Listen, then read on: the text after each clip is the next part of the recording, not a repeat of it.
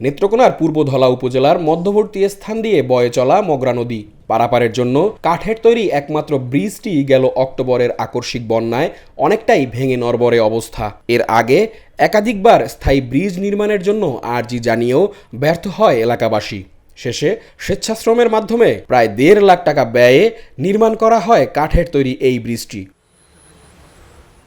ব্রিজটি ভেঙে যাওয়ায় এবং বিকল্প পথ না থাকায় ঝুঁকি নিয়েই প্রতিদিন পার হতে হচ্ছে স্কুল কলেজের শিক্ষার্থী সহ স্থানীয়দের। ফলে এটি পুরোপুরিভাবে ভেঙে যে কোনো সময় মারাত্মক দুর্ঘটনা ঘটতে পারে বলে শঙ্কা তাদের। এদিক দিয়ে বাসের সাঁকু প্রতি বছরেই বন্যা দুর্গত হয়ে এই বাসের সাঁকু ভেঙে যায়, ভেঙে গিয়া এটি যাতায়াত বন্ধ হয়ে যায়। তারপরে ছাত্রছাত্রীরা আনিগুনি করতে পারে না। পোলামানের বই যে সময় নদী ভরে এই সময় অনেক স্রোত থাকে, বাচ্চা পোলামান যদি পড়ে যায় সবসময় আমরা বইয়েই থাকি। ডর করে যদি সাইকেল নিয়ে যান না, আর আস্তে আস্তে লাগে রিক্সা। কিছুদিন আগে একটা মানুষ অ্যাক্সিডেন্ট হয়েছে এখানে এই ব্রিজটা ভাঙার পরে।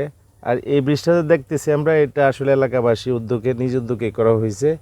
এটা আমাদের মাননীয় জেলা প্রশাসক মহোদয় আছে এবং আমাদের ইউনু মহোদয় আছে, ওনাদের কাছে আমি সুপারিশ রইল যাতে এই ব্রিজটা একটু মেরামত করা হলে আমাদের এলাকাবাসীর জন্য অনেক ভালো হবে।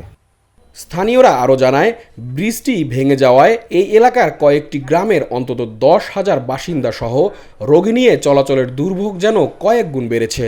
এছাড়াও স্থানীয় উৎপাদিত কৃষিপণ্য বাজারজাত করতে না পারায় কম দামে বিক্রি করতে হচ্ছে কৃষকদের। ধান আমরা নিয়ে যাচ্ছি দিক দিয়া, আপনার সাঁকুটা ভাঙা আর বীজের খুব প্রয়োজন। আমরা ব্রিজটা থাকলে আমরা যাইতে খুব সুবিধা, ধান চাল নিয়ে যাইতে সুবিধা, শাক সবজি নেওয়া যাইতে খুব সুবিধা, বাজার যাওয়া। 70-80 মন ধান হয়, এই ব্রিজের লাগে আমরা পার করে নিতে পারি না। এই 800-900 টাকা মন আমরা বেতন লাগে, বাজারও নিলে 1200 টাকা মন বেচতে পারি, মনে 200 টাকা ওরা কম পাই।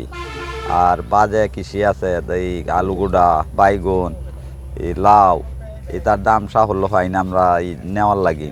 যদি ব্রিজটা হইতো তাহলে আমাদের ক্যারিং কম লাগতো, গৃহস্থ ন্যায্য মূল্য টাকা পাইতো।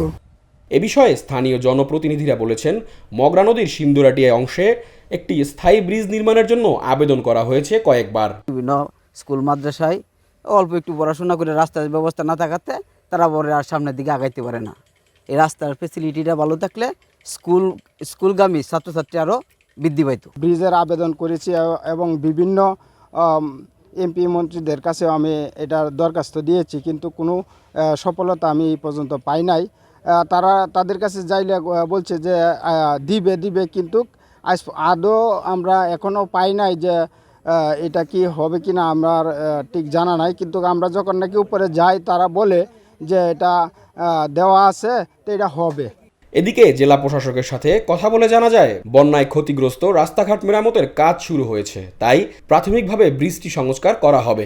লোকালি তাৎক্ষণিকভাবে কিন্তু আমরা মানুষজনের চলাচলের জন্য হয়তো বাসের সাঁকো করে দিয়েছি। জনগণের দাবি এলাকায় একটি ব্রিজ হলে ভালো হয়, সেটিও কিন্তু আমরা দায়িত্ব নিয়েছি যে আমরা ব্রিজ যেহেতু আমাদের লোকাল যে অথরিটি আছে বা লোকাল যে আর্থিক ক্ষমতা আছে সেইভাবে আমরা আসলে এটি সম্পূর্ণ করতে পারবো না, কারণ এটার অ্যামাউন্ট অনেক বড় হয়।